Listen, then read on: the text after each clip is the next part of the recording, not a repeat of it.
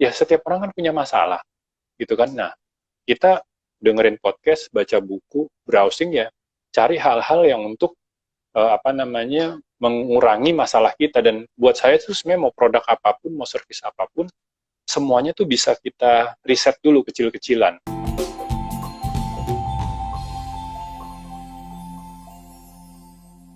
Hai Bro Yoris, apa kabar? Halo, selamat malam Bro Denny. Malam-malam. Luar biasa banget. Oke, mulai aja nih Mas Yoris, Bro Yoris. Selamat Siap. malam, udah meluangkan waktu untuk hadir pada malam hari ini di acara saya. Sama-sama. Yes, jadi buat teman-teman yang belum kenal, jadi Bro Yoris ini adalah founder juga dari OMG Consulting ya. OMG Consulting, kemudian juga founder dari Inspigo. Nah, nanti apa itu Inspigo biar silahkan Mas Yoris sendiri aja yang menjelaskan ini. Oke, kita kita diskusi dari awal dulu sih sebenarnya. Apa sih sebenarnya Inspigo itu? Karena tadi ada beberapa yang belum paham. Singkat aja dulu, nggak usah panjang-panjang. Ya, Inspigo itu sebuah aplikasi podcast yang mungkin bisa dibilang pertama ya di Indonesia yang memang fokus ke audio only gitu kan, podcast. Di saat saya masih inget banget itu masih jarang lah orang, podcastnya udah lama di Indonesia juga ada lama, tapi kayak belum populer gitu kan. Dan jadi pada saat launching pun ditanya sama wartawan, Mas Yoris, apa ada yang dengerin podcast? Saya bilang ya harus kita coba, kalau kita nggak coba kita nggak tahu. Jadi sebuah aplikasi podcast di mana kita memberikan berbagai inspirasi-inspirasi, Ya, berbagai informasi, dan juga sekarang sudah ada beberapa hiburan yang tentunya bisa menginspirasi para, kita nyebutnya Inspigoers. itu nggak takut ya waktu pertama kali gitu ya, bener-bener kayak Indonesia emang mau ya dengerin kayak gitu, karena I believe yang dengerin podcast itu lebih educated gitu kan, harusnya ya, daripada yang lihat-lihat Instagram gitu kan, harusnya in general nih, karena mikir konten yang heavy banget gitu kan, kalau Instagram kan ya flicking the finger aja gitu. So ada Ya, nggak sih di situ waktu waktu pertama kali gitu? nggak, justru jadi gini, dan ini berlaku hampir semua pekerjaan, baik itu untuk klien ataupun buat saya sendiri gitu ya. Jadi saya selalu berangkatnya tuh sebenarnya dari customer-nya dulu, gitu Oke. kan. Saya ngelihat dari customer itu, waktu itu saya mungkin udah 8 tahun nulis buku gitu kan. Ya, ya, Saya ya. nulis buku, ngasih seminar workshop, buku waktu itu udah 9 saya tulis, udah diterbitkan. Nah, dampak bagus, banyak sekali testimonial tanpa diminta gitu ya. Tapi kalau dipikir-pikir ya mungkin dampak itu baru 200.000, 300.000 gitu loh yang terdampak dari buku, seminar, workshop saya. Padahal penduduk Indonesia tuh 200 sampai hampir mungkin 300 juta gitu ya, 270 juta.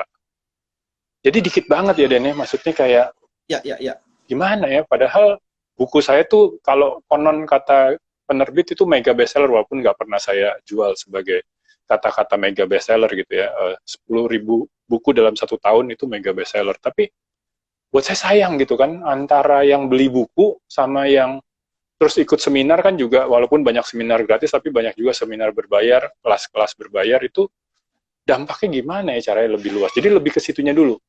Nah, setelah kita lihat dari kita riset dunia, Asia segala macam, ada nih platform yang Indonesia banget sebenarnya yang namanya podcast. Enteng gitu ya, nggak makan space di handphone, wifi-nya juga nggak berat-berat banget gitu kan, karena audio only gitu. Ya dari situ, dan dari situ kita akhirnya podcast aja ya gitu loh. Jadi pemilihan mediumnya itu belakangan, tapi lebih kayak apa nih masalah yang mau kita solve. Kita mau solve, mungkin kalau orang dengerin itu bisa lebih banyak daripada orang beli buku atau ikut seminar atau ikut workshop. Download Inspigo gratis berarti. Gratis, Pakainya free. gratis. Pakainya juga gratis. Bahkan, nah, subscription itu apa namanya hanya untuk mereka yang pengen download.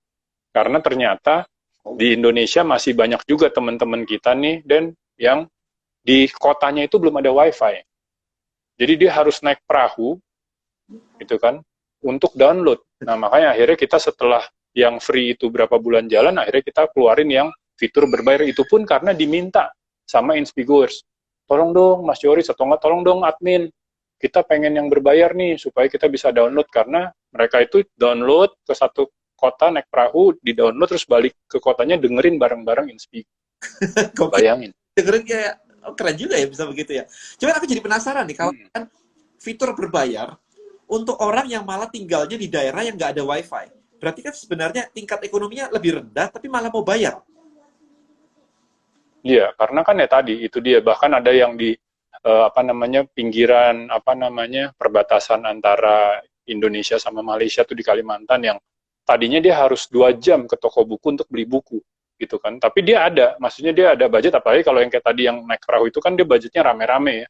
Bayar Oh iya, rame-rame bayar 30.000 dengerinnya rame-rame gitu. Jadi eh, istilahnya memang berbayar tapi tidak tidak enteng apa tidak mahal-mahal banget lah gitu kan. patungan. Iya, patungan. Bayarnya berapa sih sebulan?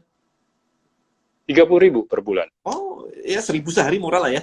1.000 sehari murah lah. Iya, maksudnya dan mendapatkan begitu banyak inspirasi, kita benar-benar curated gitu kan, pembicaranya itu benar-benar praktisi yang memang sudah punya pengalaman panjang dan punya track record gitu. Jadi ini juga kita ini dan pengen memasyarakatkan di Indonesia yang namanya PUGC, Professional User Generated Content. Jadi nantinya memang ini lagi dipersiapkan nantinya para profesional yang udah kita curated ini, para inspi host gitu ya, ataupun inspi guest itu dia bisa rekam sendiri dan dia bisa ngasih inspirasinya sendiri dan terserah dia mau fiturnya itu gratis ataupun berbayar itu kita serahkan kepada para konten tapi ini bukan kayak YouTube atau kayak apa namanya Spotify yang siapapun bisa karena kita merasa kita perlu mengkurasi Tetap para profesional yang jadi karena kita udah banyak sekali lah contoh-contoh bahwa internet bagus asal kita baca dari source yang bagus juga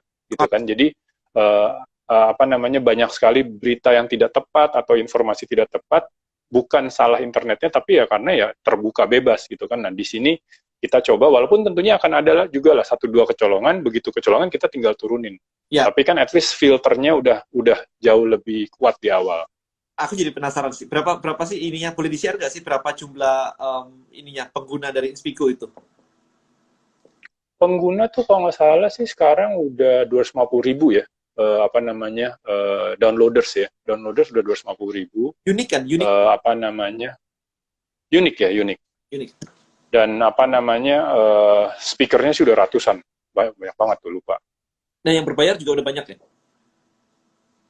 Nah yang berbayar belum berbayar tuh memang pelan-pelan kita memang apa namanya kita educate dan kita kan ada ini ya ada audio playbook yang bisa beli satuan misalnya kalau kayak saya punya buku digital namanya Meaningful Leadership judulnya juga udah dipatenkan itu dijual 29.000 lagi-lagi lebih murah daripada buku yang biasanya buku fisik gitu kan dan ini apa namanya akan menjadi salah satu fitur juga yang bisa siapapun gunakan termasuk Denny gitu ya Bro Denny mau bikin konten gitu yang itu rich content karena ada teksnya ditambah kita ngomong terus misalnya pas di sini kita mau suruh dia nonton video di YouTube tinggal diklik itu ke bawah ke YouTube. Aktif. Ya. Nantinya pun kita udah ada nantinya pun kita akan ada sistem video sih sendiri gitu ya. Jadi tapi kalau saat ini sih dipencet masih ke YouTube. Nantinya pas dipencet video bisa jadi akan ada di dalam ekosistemnya Inspigo juga. Karena banyak juga sih materi-materi yang video sayang, tapi kita nggak mau khusus ya bikin video, kita tetap percaya dengan kekuatan audio. Nah, ini Inspigo ini sudah sejak tahun berapa ya kemarin tuh ya? Kayaknya tahun 2000 berapa ya? 14. Sejak Oktober 3 tahun yang lalu tuh, Oktober 2000 Oh, oh iya ya. 2017, Oktober 2017. Deket-deketin Sumpah Pemuda. 2017. Nah, ya. yang saya jadi penasaran adalah karena saya sendiri ini lagi ngebangun Tribelio gitu. So, kita lagi pikir nih, revenue modelnya sebelum dibuat berbayar, itu gimana tuh? Apakah pakai investor dari awal atau memang ada revenue model yang bisa support the company untuk running? Waktu bikin Inspigo. Oh iya, kita itu sampai sekarang nggak ada, setiap anak baru yang masuk nanya, Mas Yoris ulang tahun Inspigo kapan?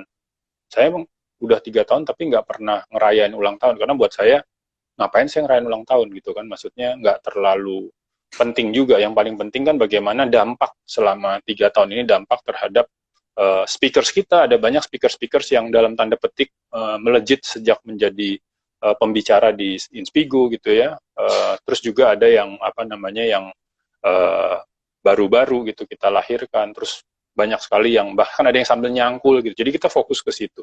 Nah, dari awal kita sadar diri kan, maksudnya kalau kita langsung suruh orang bayar, dan ini di riset ya, kita riset, kita kasih contohnya, orang denger gitu ya, wah ini keren banget Mas Yus, termasuk memilih yang 7 menit. Kalau Denny, Bro Denny dengerin Inspigo itu kan kita juga pertama di dunia yang bite size. Jadi orang rata-rata industri itu 29 menit panjangnya podcast, saya ikut conference-nya, tapi kita bikin 30-45 menit tuh dipotong 7 menit, 7 menit, bite size. Gitu ya. Nah itu, I think sampai sekarang aja belum ada podcast lain yang seperti itu gitu. Karena ini kita riset customer centricity tadi ya. Nah dari situ kita sadar bahwa oke, kita akan mau bikin, nah kita berangkatnya bisnis modelnya itu dari B2B. Okay. Jadi kita bikin kayak misalnya Najwa Shihab ngomong di PGN, tapi kita izin gitu ke Mbak Nana dan juga ke PGN bahwa kita rekam taruh di Inspigo. Terus habis itu yang tokoh lain misalnya Wisnu Tama ngomong di acara BCA, kita minta izin BCA, minta izin sama Wisnu Tama, kita taruh juga di Inspigo. Nah pas mereka komplain, saya bilang lah, kan ini bagus kan, satu orang bikin, yang lain bisa dengar. Jadi yang satu bikin lagi, yang satu bisa dengar. Jadi lama-lama kontennya jadi banyak. Dan dari situlah sebenarnya kita punya revenue dan juga kita punya kita punya base pendengar di awal.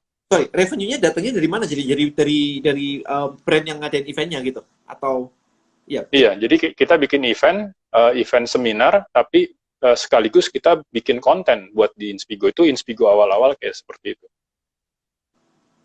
Interesting. Menarik, berarti digabung sama seminar. Kok kita jadi banyak kemiripan ya? Saya juga dan tadi kalau misalnya ditanya gitu sama investor kan lucu kan, lu harus pilih, lu mau B2B atau B2C. Gue mau dua-duanya. Gitu. Makanya istilahnya kita di awal kita jalan sendiri, kita nggak langsung minta duit ke investor, karena kalau investor atau venture capital pasti kita suruh milih. Padahal kalau kita pelajarin hampir semua startup itu akhirnya dua-duanya. Tapi memang di awal tuh mereka disuruh fokus. Correct. Nah, kalau kita memang pengen B2B yang nantinya B2C. Bahkan sekarang ada B2B, B2B2C, sama B2C, gitu kan. Jadi, ya ini pengalaman plus, karena saya kan bareng Tio Guritno, dia udah dari SMA, kuliah di Amerika, tak pernah kembali, dan terakhir tuh udah 2 kali exit di Amerika, dan terakhir perusahaannya di-acquire sama Khan Academy, yang sebenarnya kalau dia stay di Amerika, dia bisa bikin any application tentang education dari budgetnya Khan Academy gitu kan, karena dia udah exit, tapi dia justru exit, dia memilih kembali ke Indonesia, ingin bikin sesuatu yang keren buat Indonesia. Tapi waktu dia balik belum tahu tuh, Den, bakalan bikin nama gue belum tahu, yang penting dia balik aja dulu gitu kan. Gue nggak pengen sukses ini hanya buat gue sendiri, gue pengen sukses ini untuk Indonesia. Nah jadi pengalaman dia di Silicon Valley, dia udah pengalaman startup yang luar biasa di sana, ditambah gue pengalaman yang sangat Indonesia, sangat lokal. Interesting. Terus gini, berarti tadi kalau misalkan ini di salah satu list dari pertanyaan saya itu adalah strategi launching sih. Tapi tadi kayaknya sudah ya, strategi launchingnya ya udah di launching. Belum.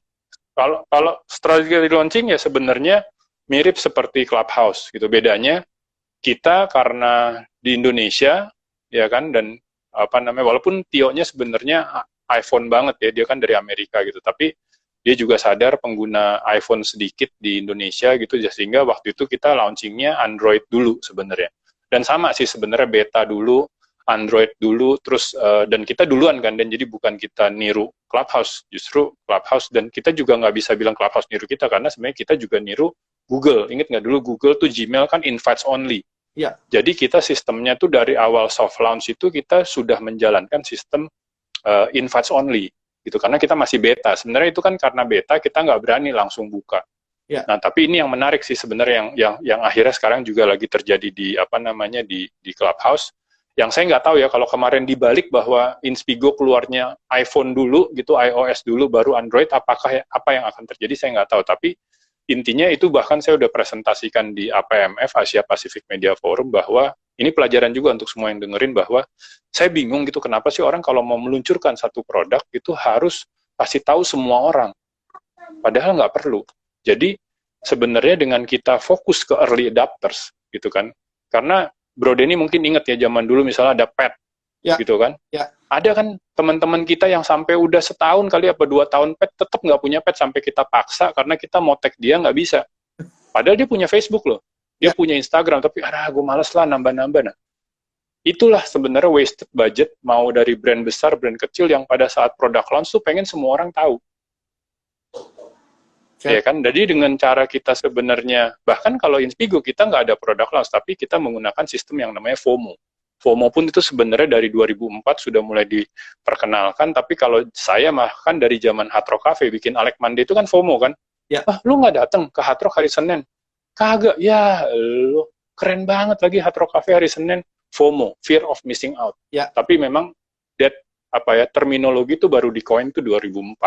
Nah, yang kita pakai kan teorinya situ kan. Jadi kayak misalnya soft launching bareng sama DBS waktu itu di Idea Fest. Itu orang-orang dikasih gitu ya, tapi pada saat dia apply dan itu nggak langsung dikasih semua. Jadi dia masukin email kan, dapat invest only itu kita by system tuh ada yang langsung approve, ada yang nunggu 5 menit, ada yang nunggu semenit, ada yang nggak di approve. Sehingga fear of missing out-nya tuh dia nyoba lagi. Jadi strategi launchingnya fear of missing out dan pelajarannya adalah kenapa sih kalau launching harus semua orang tahu? Kenapa nggak fokus ke early adopters yang memang early adopters itu biasanya pengen coba sesuatu yang baru. Menarik. Kayak Clubhouse memang sih. Nah, terus berarti itu waktu di launching pertama kali kayak gitu, di Idea Fest dan sebagainya itu, siapa exactly target marketnya, niche marketnya itu siapa? Orang yang suka dengerin seminar. Berarti Dan memang, tadi kan kita menggunakan sistemnya Dropbox gitu ya. Dia dapat nih invite only. ya, Nah, sama sekarang juga si Clubhouse kan, lu boleh ngajak temen.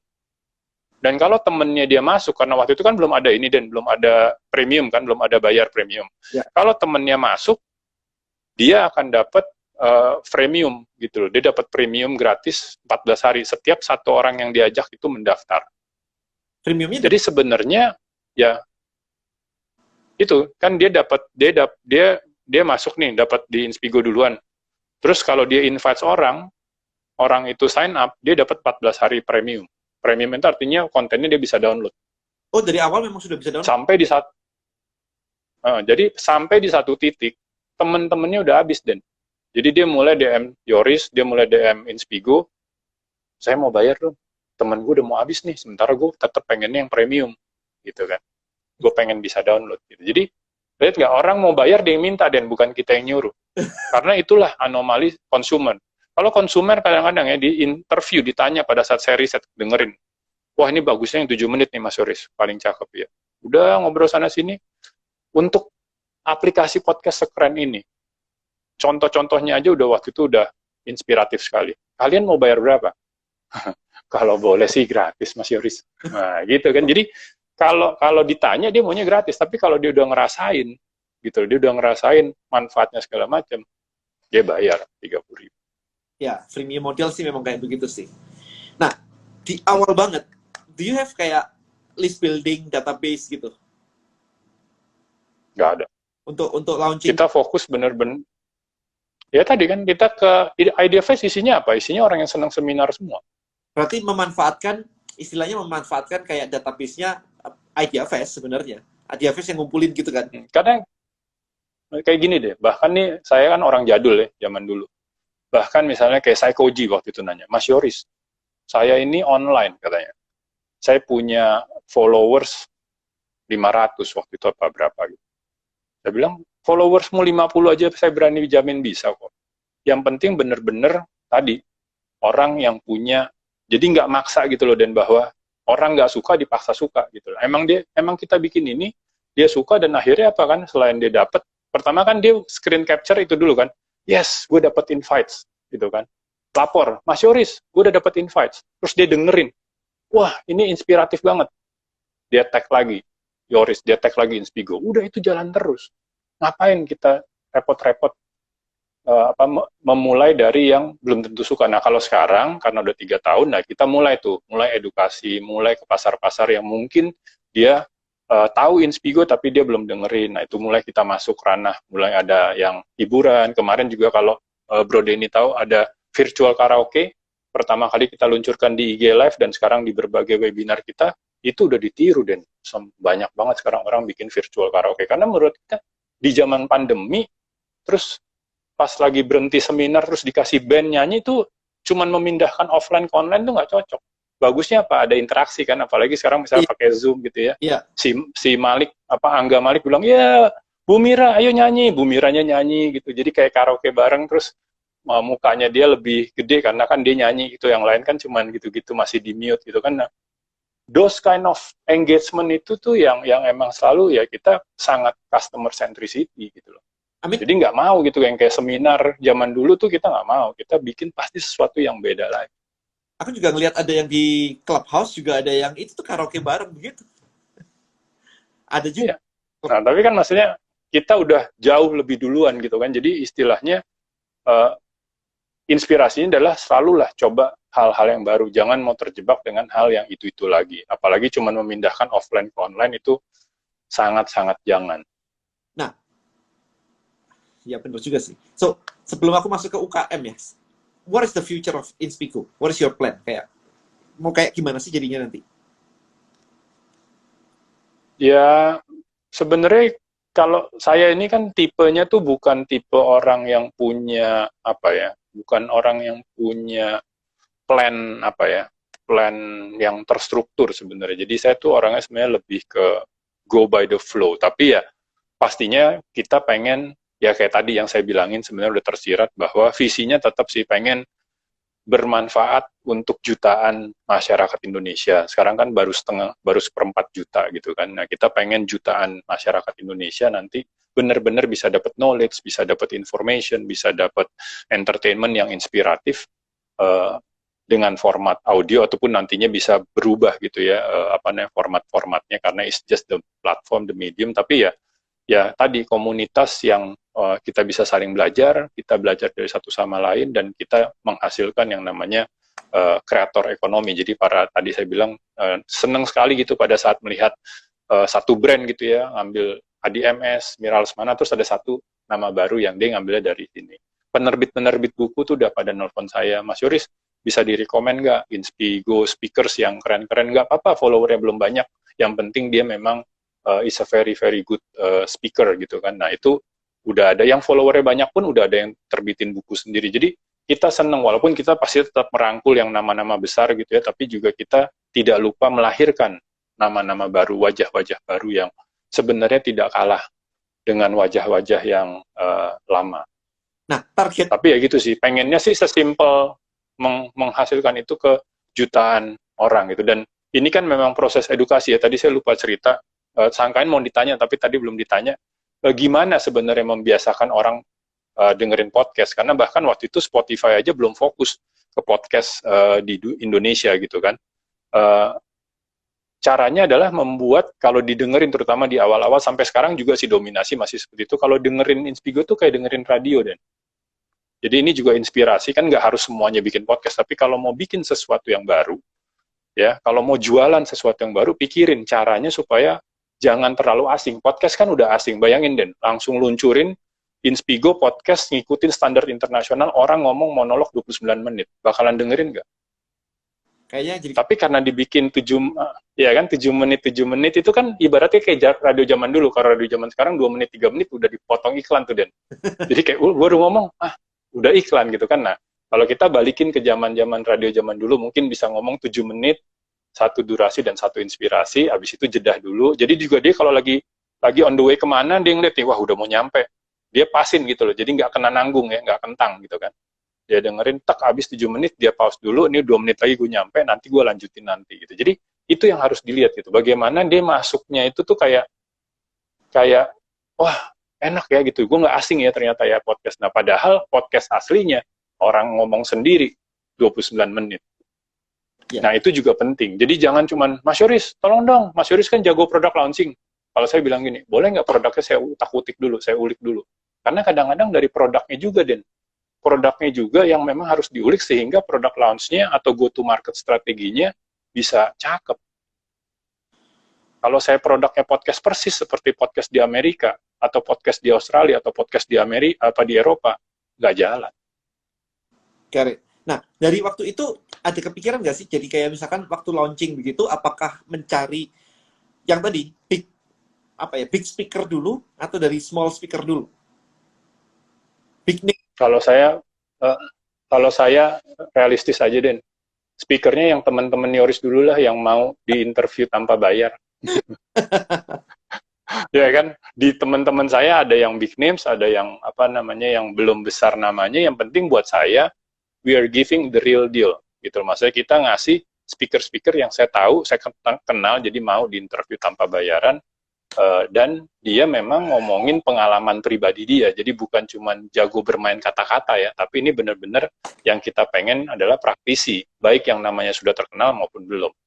Nah kalau sekarang sih malah udah lebih, udah banyak banget kali kan speakersnya. Jadi awalnya sih ya tadi lah, start apa namanya ya kan kalau saya bilang soal gini, start with big names, nggak semua orang bisa mampu Den pada saat nanti dia bikin sesuatu. Dan yang paling parah adalah gini, start with big names, dipaksain hanya yang big names itu followernya banyak. Ya. Padahal tidak ada apa namanya, tidak ada hubungannya sama produk dia kan. Nah itu malah bisa jadi blunder atau malah bisa jadi tidak bermanfaat sama sekali. Saya ada pertanyaan juga nih. Biasanya apa sih strategi launching yang tepat gitu ya? Katakanlah untuk UKM ya, UMKM gitu ya. Misalkan contohnya aja mereka jualannya fashion, F&B gitu kan. Apalagi sekarang kan masa pandemi kayak begini nih. Is-there any kayak quick tips from Yoris gitu? F&B or... Ya, rumus saya klasik dari dulu. Kita jualan cerita.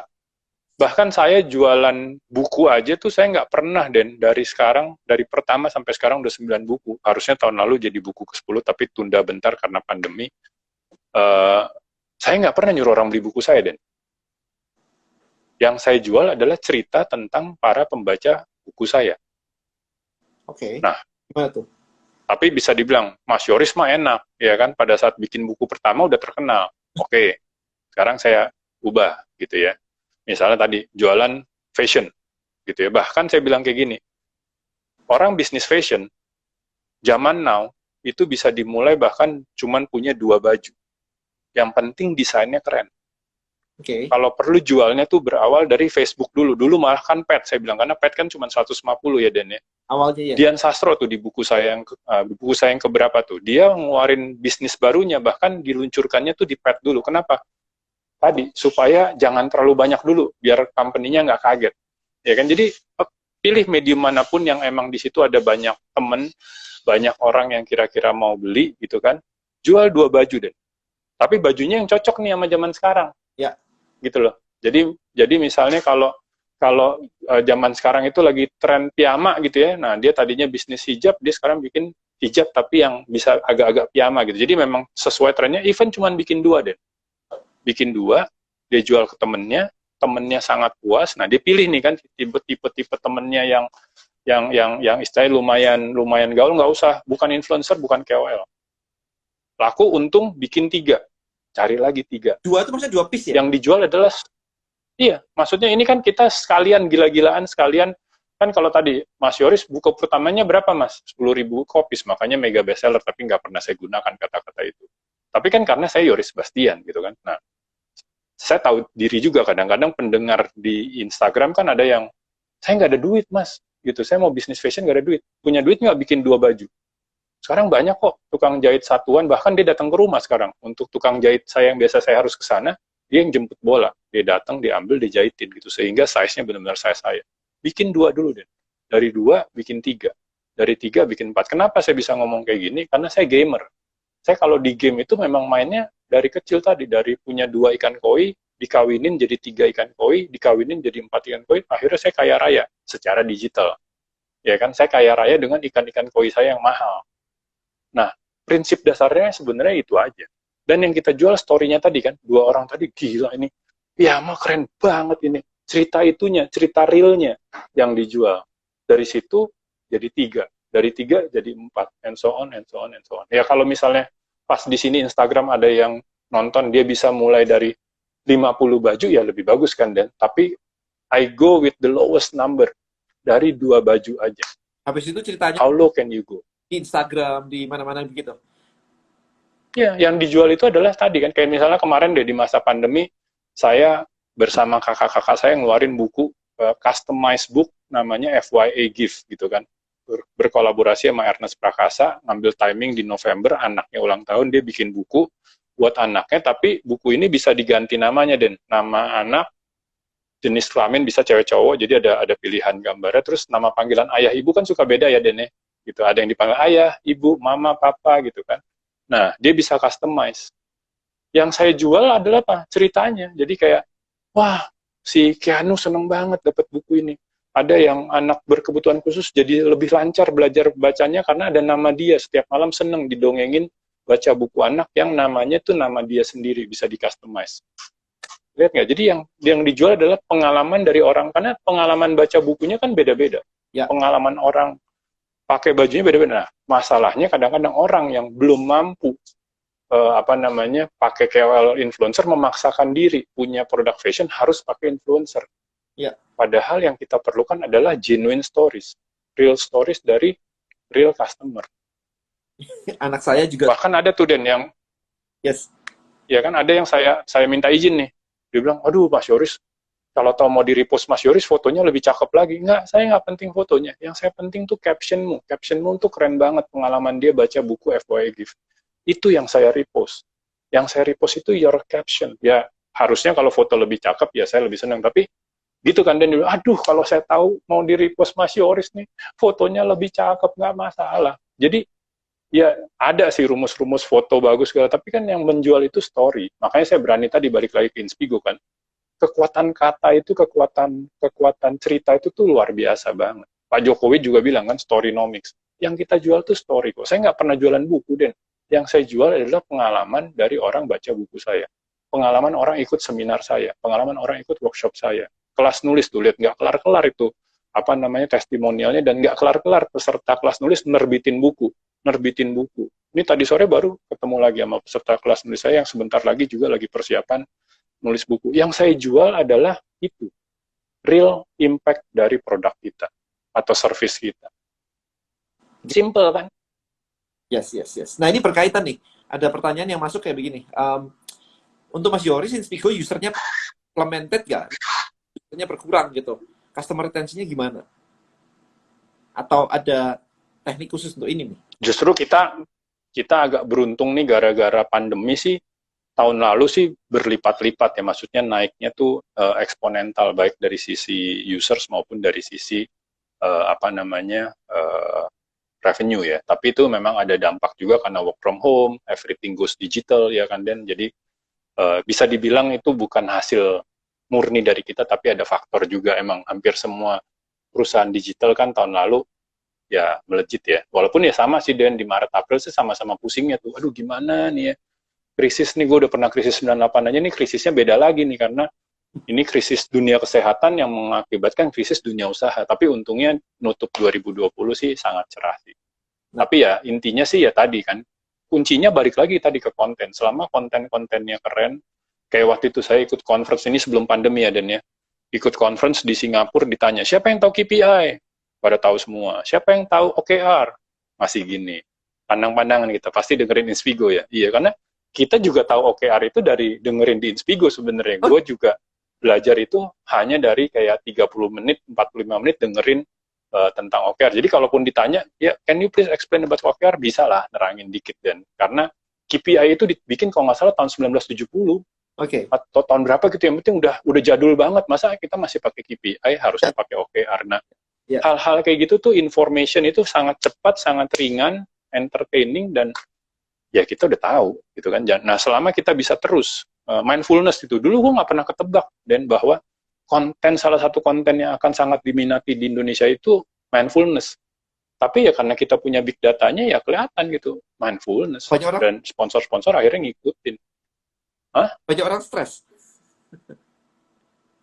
Bukan, jadi kalau dulu gitu ya, kalau dulu kita itu kan mungkin lebih tahan banting ya, maksudnya kayak ya udahlah, emang namanya juga kerja berat gitu. Nah, kalau sekarang kan mereka know their rights gitu ya, jadi akhirnya mereka tahu nih bahwa gue nggak boleh stres gitu loh, gue nggak boleh galau atau enggak. Tadi kan dulu kan istilahnya kita cuman iri hatinya sama tetangga doang, nih, wah tetangga mobilnya apa gitu kan. Kalau sekarang even kita nggak mau iri aja, tiba-tiba temen posting mobilnya apa. Yang waktu sebelum pandemi tiba-tiba seliweran gitu di Instagram, banyak orang ke Jepang. Pak, kita dari dulu nih nggak pernah apa liburan ke Jepang gitu kan. Jadi bukan peer pressure, dan itu yang terjadi itu social media pressure, sehingga akhirnya diperlukan orang-orang ini mindful. Dan gue juga akhirnya belajar dari big data yang ada di Inspigo. Jadi kalau dibilang, wah kenapa sih Inspigo kok konten-kontennya selalu tepat, ya kita sebenarnya mendengarkan, ya balik ke tadi lagi ke customer centricity, yang kita lihat customer kita tuh sebenarnya demennya enggak. Tapi jangan ditanya ya, ini teman-teman yang dengerin IG Live malam ini, inget ya, jangan nanya. Kalau kita orang kreatif, kita riset boleh, kita memperhatikan customer kita, tapi jangan nanya, lu mau dibikinin apa? Karena kalau kita nanya, belum tentu customer itu tahu apa yang dia mau. Iya, kemarin aku juga ngelakuin riset kan. Kemarin tuh di Clubhouse tuh ada cewek, aku tanya tuh, umurmu berapa? Di bawah 40 apa di atas 40? Dia bilang di bawah 40. Oke, kamu peduli nggak sama anti-aging? Ya, saya peduli anti-aging. Oke, produk anti-aging yang kamu pakai apa? Enggak, saya nggak pakai. Jadi dia peduli. Betul. Banget gitu. Tapi behaviornya menunjukkan hal yang berbeda. Maka dari itu saya ngajari, kita harus amati itu behavior orang. Gitu, karena behavior... Atau ini kan, Den, yang apa, customer service, riset gitu kan. Gue bilang, saya nggak ada problem dengan semua laptop yang saya pakai waktu zaman saya di Hard Rock Cafe. Ya kan, saya nggak mau nyebut brand gitu ya. Tapi itu brand yang benar-benar selalu menang Indonesian Customer Service Award. Yang dia nggak nanya adalah, kan Mas Yoris puas nih, sekarang laptopnya apa? Sekarang laptop saya MacBook. Kenapa? MacBook lebih keren lagi. Ya kan, orang pindah itu bukan karena nggak puas loh, Den. Tapi karena ada produk lain yang lebih keren, yang lebih cool gitu, sehingga pindahlah ke MacBook. Tapi kalau ditanya sebagai pengguna brand yang sebelumnya itu menang bertahun-tahun Indonesia Customer Service Award, ya kan dia nanyanya puas apa enggak kan, Den? Puas. Tadi mirip-mirip kayak Denny tadi. Kalau ditanya puas. Jadi nggak nanya sekarang pakai apa. Sekarang saya pakainya MacBook karena, wah itu plug and play, ngedesainnya segala lebih gampang gitu kan. Ya. Nah itu kadang-kadang. Ya. Makanya ada seninya juga memang. Seni mengamati konsumen, seni bertanya yang benar gitu kan. Nah itu bener banget tadi Bro Denny itu. Iya, itu menarik juga. Concern nggak? Concern. Pakai nggak? Nggak pakai. Yes. Nah, Clubhouse kemarin juga ada yang sampai mental breakdown karena dengerin, kan yang masuk KOL dulu kan, yang masuk di Clubhouse itu kan orang-orang keren dulu gitu kan ceritanya, iOS gitu. Itu orang-orang tuh kayak gajinya 500 juta, gajinya 200 juta gitu kan, gaji gua 5 juta. Itu langsung mental breakdown gitu loh. Itu bener-bener itu, karena memang dari top down, bukan dari masyarakat, dari kayak influencer, KOL, orang keren semuanya yang masuk duluan. Itu juga, ya itu butuh main. Dan ini Den, dan ini penting nih buat orang kayak kita nih ya. Mungkin mudah-mudahan ada yang dengar, terus mungkin Bro Denny juga bisa nyampein ke sesama teman-teman kita. Kalau gue bikin 9 buku, Den, dari buku pertama sampai yang ke-9 itu cuman, kalau buku pertama sampai 7 kan tentang creativity innovation, mengajarkan orang tuh bahwa lu tuh bisa kreatif. Ya kan? Jangan pernah bilang gue nggak kreatif. Itu kan. Nah, di buku 2 yang terakhir tentang millennials tuh yang bahwa lu tuh, yang penting tuh buat millennials itu adalah produktif dan bahagia. Makanya gue termasuk juga yang pertama mengintroduce Ikigai dari Jepang itu di Indonesia di saat dulu tuh bukunya belum ada di mana-mana, Den, gitu kan. Tapi gue selipin ke sana karena menurut gue kreatif, produktif, bahagia itu semua orang bisa, Den. Nah, ini yang kita harus hati-hati kan. Kalau gue tuh sebenarnya nggak pernah ngangkat gue jadi GM termuda usia 26. Itu sebenarnya press release-nya British Council pada saat gue juara dunia di Inggris. Karena apa? Gue nggak masukin ke situ karena kan tadi beban ya, Den, ya, kayak tadi lu bilang. Iya. Kalau terlalu diangkat gitu, Yoris GM 26, terus dia umurnya 225 kan, kayak aduh, hidupku gitu. Nah, itu yang kita harus berhati-hati sih sebenarnya. Jangan sampai bikin orang itu galau. Jangan sampai bikin orang tuh insecure gitu loh. Karena ya tadi kan, masnya bagus, kita seneng gitu. Sekarang ada teman kita yang bisa gajinya 200 juta, 500 juta gitu ya. Tapi kan ya, jangan jadi social media pressure tadi tuh yang secara tidak sengaja mempressure orang, akhirnya dia jadi galau, insecure, dan perlu mindfulness gitu kan. Jadi itu juga saya pengen garis bawahi bahwa penting nih buat orang-orang yang di atas yang mencoba membagi inspirasi juga mikirin dampak dari inspirasi yang dibagikan sih. Mungkin dia memang sengaja membuat social media pressure supaya bisa menjual buku mindfulness. Ya, tapi rata-rata sih orang yang ngomong mindfulness ini sih bukan yang kayak gitu kan. Justru orang yang mindfulness ini justru orang-orangnya sederhana gitu kan, yang mindful gitu. Jadi, nah itu sih, itu yang apa namanya, yang itu inilah honest mistake lah. Dia nggak ada yang orang jahat sengaja gitu ya. Tapi secara tidak sengaja itu tuh bisa bisa membuat, kan tadi ya kita tahu kan a tip of the iceberg gitu ya, bahwa akhirnya yang bisa sukses ini kan cuma sebagian kecil, Den. Correct. Tapi yang bisa produktif, kreatif, bahagia tuh bisa semua orang. Correct. Oke, ini ada pertanyaan yang cukup menarik nih. Pertanyaan apa yang sering diajukan Mas Yoris ke diri sendiri saat riset market? Menarik nih.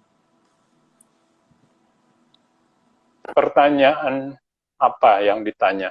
Saya selalu nanya yaitu tentang kalau saya jadi customer-nya, bahkan misalnya saya lagi bikin, ini ada satu project nih, lagi project buat lansia gitu ya.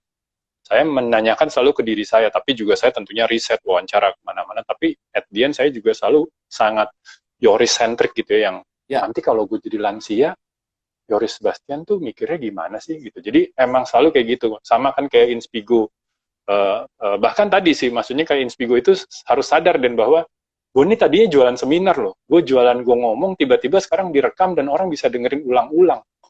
Ini gue kayak matiin bisnis gue sendiri gitu kan ya, itu selalu gue pikirin sih. Tapi sebenarnya selalu di riset, interview orang, bahkan cari yang paling penting tuh devil's advocate, orang yang mau mengkritik kita, lebih baik dikritik pada saat masih persiapan daripada udah diluncurin baru oh iya ya gitu. Jadi itu sih yang terpenting sih sebenarnya, tetap customer centricity. Tapi kalau ditanya pertanyaan yang selalu ditanyakan ke diri saya sendiri ya, saya tuh gitu-gitu sebenarnya sangat subjektif sih. Jadi selalu yang saya bikin itu tuh pasti saya suka banget dan Yoris banget sebenarnya. Jadi saya tuh memang agak jeleknya saya nggak bisa bikin dan sesuatu yang nggak Yoris banget gitu loh. Jadi kayak padahal ini menguntungkan banget nih, menghasilkan duit yang luar biasa. Tapi kalau dilihat-lihat nih kayaknya nggak Yoris ya. Nah itu bisa nggak jadi tuh, Den. But that is what we call authenticity, right? Iya mungkin ya. Nothing wrong with being you gitu kan. Iya. So tadi yang nanya tuh pertanyaan yang bagus sekali tuh, jarang itu ada ditanya di berbagai IG Live ataupun Clubhouse Talks itu ya. Very good question. Follower saya. Kalau bisa nanti sapa saya di Instagram juga nanti. Follower saya biasa pertanyaan memang deep sih. Saya minta pertanyaannya harus deep, biasanya begitu sih. Karena kalau cakep. Kok nggak jualan saya kok nggak laku ya, lama-lama bosan kan nanyanya begitu mulu gitu. I need a deeper question gitu. Cakep. Oke, so ini teknik untuk mengumpulkan story dari customer seperti apa? Karena kan tidak semua pembeli mau mereview produk kita. Gimana mintanya kayak gitu? Start with one. Makanya tadi kan saya kasih contoh, bikin baju 2. Dari 2, masa 1-2 nggak ada yang ngasih testimoni. Begitu udah ada yang ngasih testimoni, biasanya itu, dan makanya kan fokus di awal sama early adopters. Early adopters itu kan juga ada rasa itunya, dan kayak pengen nunjukin gitu kan, gue udah pakai Clubhouse loh, gitu kan, gue udah pakai Inspigo loh, yang tadi gue bilang, dia screen capture, dapat invites only aja tuh di screen capture, Den, ya kan, yeay, gitu loh, tag Yoris, thank you, gue udah dapat invites only, jadi emang dipikirin itu bahwa, nah ini yang sering kan, orang bikin sesuatu, dia nggak mikirin reasons to talk about, gue lupa tuh dulu ada lagunya tuh, do we give people something to talk about. Nah, kalau produk kita biasa, service kita biasa, ya kan? Makanya kan company gue namanya OMG Consulting, launching aja di bioskop. Orang pertama kali bikin seminar di bioskop tuh gue. Tapi bukan karena pengen ngejar pertamanya, Den. Tapi karena supaya orang heboh. Setelah itu, setahun, 2 tahun, 3 tahun, tanya, paling sering seminar di mana? Di hotel. Tapi kalau launchingnya di hotel kan nggak diomongin. You didn't give something to talk about dari si customer lu. Jadi itu sih yang harus kita juga mikir kayak begitu sih untuk Tribelio sih, sempat mikir kayak di bioskop kayak sempat nanya juga di Grand Indonesia ya kalau nggak salah, di Grand Indonesia. Iya. Ya kayak gitu tempatnya. Dan itu paling lucu, Den. Dulu tuh nggak boleh, Den, awalnya. Nggak boleh, terus gue tetep kan determinasi tinggi, bujuk-bujuk akhirnya dibolehin, coba dulu deh pas closing tuh malam-malam, nyoba ternyata bisa dicolok laptop. Sekarang itu jadi promosinya mereka. Ada kan seminar di tempat kami gitu kan, lah gue bilang dulu lu ngelarang gue, sekarang itu dijadiin jualan, tapi ya nggak apa-apa, maksudnya seneng gitu untuk sesekali jadi yang pertama, tapi intinya bukan ngejar yang pertamanya ya Bro Denny ya, yes. Intinya tadi give them something to talk about. Ini apa merchandise pertamanya OMG apa? Bukan mug, bukan bolpen, udah bosan banget ya Den ya. Apa tuh? Tahu nggak? Untuk kan klien OMG dikit, tapi rata-rata tuh bos-bos lah ya, apa namanya, BOD gitu. Saya kasih pewangi mobil, logo OMG. Oke. Nah, orang bingung kan, kenapa Mas Yoris? Gue bilang karena gini, selain logonya kan menghantui dia ya, di mobil Jakarta macet kan, OMG, OMG, OMG. Di dalamnya tuh saya kasih tulisan di packagingnya bahwa menurut riset kami, keempat bengkel AC terbesar di Jakarta, AC mobil tuh suka demek karena pakai apa namanya, cairan. Minyak wanginya tuh cairan itu nguap, ngumpul ke AC, jadi baunya nggak enak. Tapi pakai yang kertas, itu air freshness-nya lebih fresh buat AC. Ini menurut riset ini. Jadi kasih lihat bahwa OMG itu is a research company, is a creative consultant yang selalu menggunakan riset. Bahkan sampai AC mobil aja pewanginya kita riset. Tapi itu kan langsung lihat kan, dan beda, dan lagi-lagi apa? Di foto, di posting. Atau enggak di foto, dikirim ke temennya. Ini lucu ya, konsultan gue nggak ngasih buku, notebook, nggak ngasih map, nggak ngasih bolpen, ngasihnya pewangi mobil.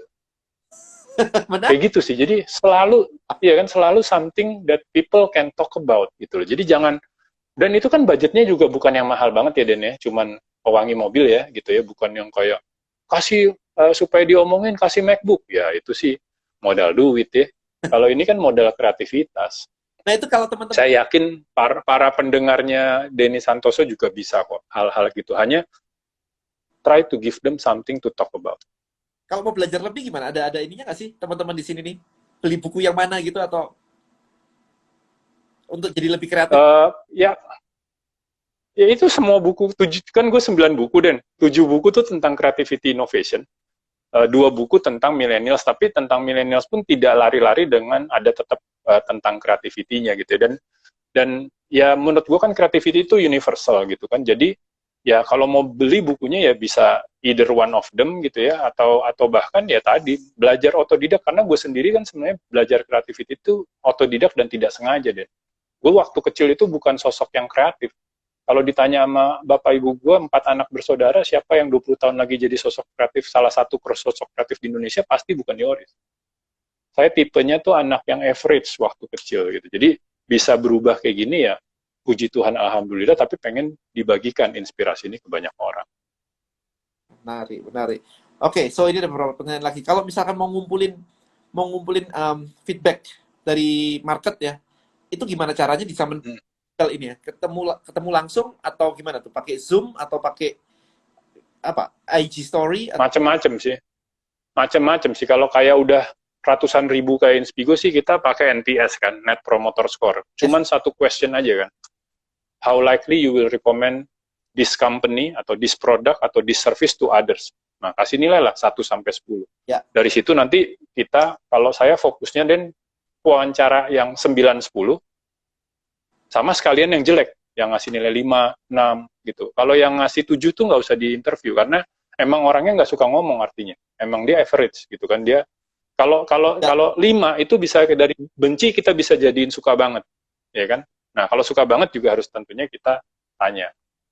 Tapi ya intinya sih sebenarnya ya selalu sih, jadi ada dari survei ada, tapi saya nggak termasuk orang yang nggak terlalu suka yang survei panjang-panjang gitu loh, dan Ya. kasihan ribet lagi gitu loh orang kalau ditanya-tanya. Dan tadi kan customer sometimes didn't know what they want gitu, jadi satu pertanyaan doang. Nah selebihnya sih banyak interview sama unfocused interview. Saya paling suka tuh interview dengan customer yang dia tidak tahu sebenarnya saya lagi interview dia. Gimana tuh? Itu lebih honest. Ya misalnya kayak tadi kan nih, saya lagi mau interview soal podcast gitu. Tapi kan waktu itu orang belum tahu kan saya akan bikin podcast kan. Jadi saya wawancara sama milenial, ngomongin hal yang lain. Terus saya masuk tuh akhirnya. Dia biasa baca buku nggak? Dia biasa ini nggak? Nah itu sebenarnya gue lagi riset tentang Inspigo. Tapi itu unfocus kan, dia nggak tahu. Ya. Gue lagi bikin hotel di Bali. Gue wawancara Pemret Hello Bali.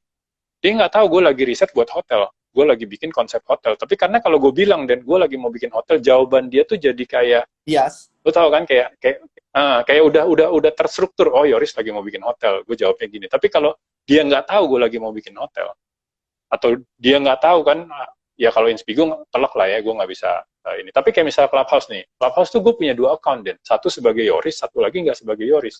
Jadi gue bisa iblusukan gitu kan. Jadi kayak gue bisa karena setiap kali gue sebagai Yoris di invite mulu ke atas. Padahal gue tuh lagi pengen nguping doang gitu kan. Nah akhirnya gue harus punya 2 account. Jadi hati-hati, kadang-kadang saya tampil di Clubhouse tuh sebagai perempuan. Kan kalau diundang ke atas bisa maybe later aja. Iya, tapi kan itu mending kalau cuma di invite disebutin mulu. Jadi setiap kali ada yang ngomong nih, misalnya satu orang lagi ngomong, wah ini by the way ada Mas Yoris tuh, diajak dong ke atas. Padahal dari tadi juga udah di atas, gue udah bilang maybe later gitu kan. Tapi ya gitulah istilahnya kalau lagi mau riset.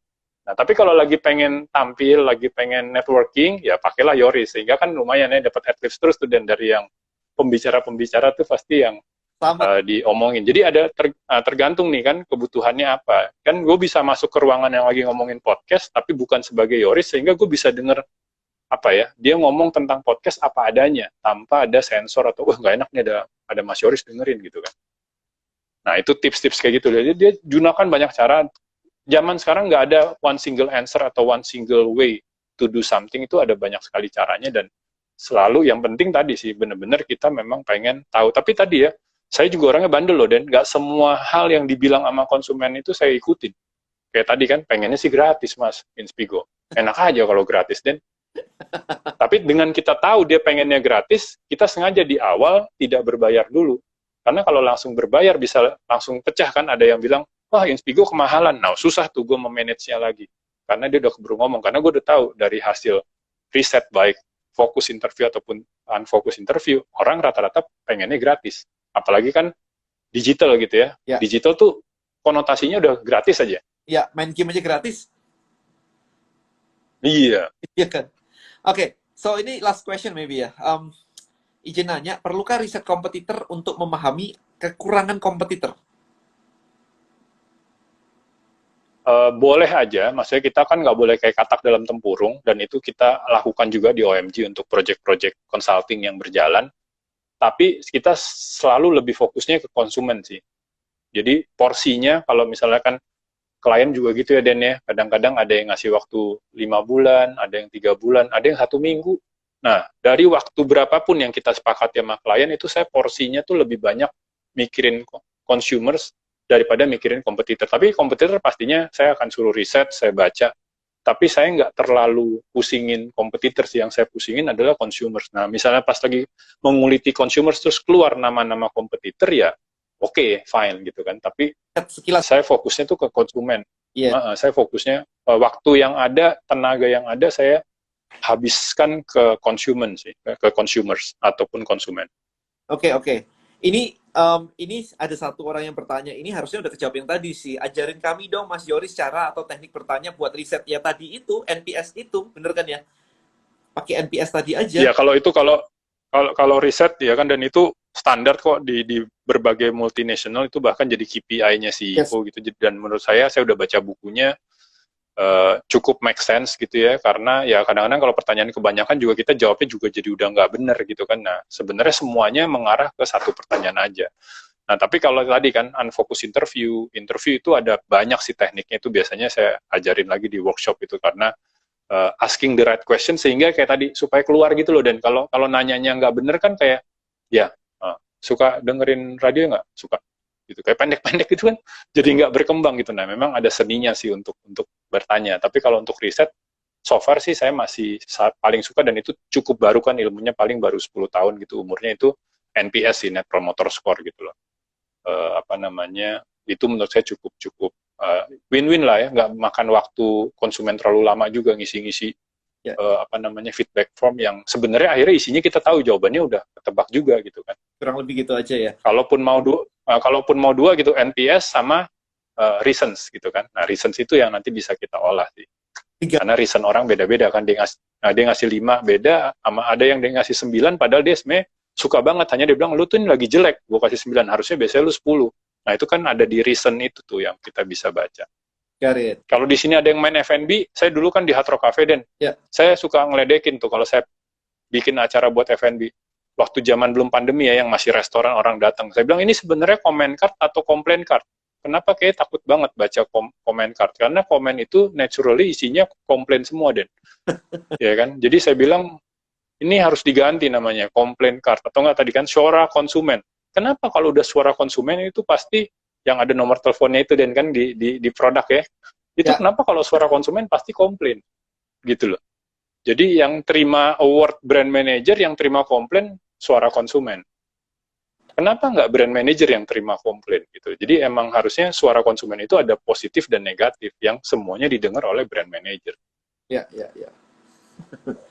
Oke, interesting. Oke, ini waktunya nggak kerasa, masih banyak yang nanya tentang gimana cara bertanya, gimana cara ini, tapi waktunya memang sudah habis, sayangnya. Ini seru banget sih. Bro Yoris, ada... Seru banget. Saya seneng banget pertanyaan-pertanyaannya. Iya, dalam-dalam ya. Ada last ini, advice mungkin buat teman-teman di sini yang baru mau launching sesuatu, yang berusaha mendapatkan atau memiliki kreativitas lebih mendalam, selain, beli bukunya, teman-teman, di Gramedia ada ya bukunya ya? Gramedia ada, Gramedia online ada, banyak lah toko-toko online juga zaman sekarang lagi pandemi kan bolak-balik nge-tag saya mulu. Ya. Bahkan kayak di apa sih namanya e-commerce aja ada, saya juga bingung tuh. Ya kan, jadi apa namanya di Topet dan lain sebagainya ada juga.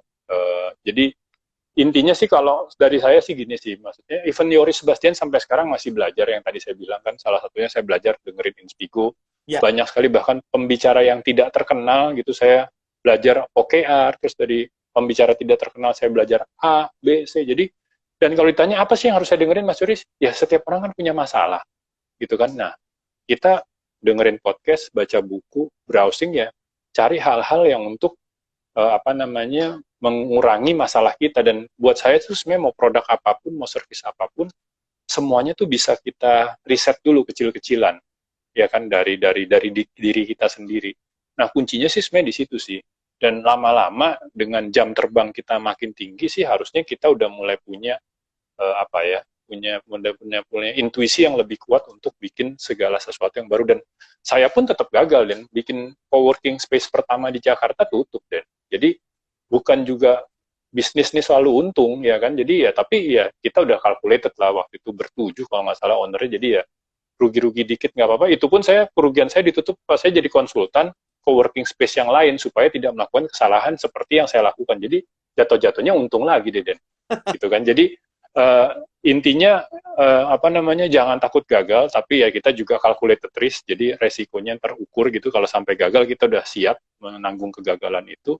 Dan ya memang harus terbiasa gitu, yang kayak tadi kan sampai souvenir buat klien itu nggak mau, map, notes, bolpen itu is too common gitu. Menarik.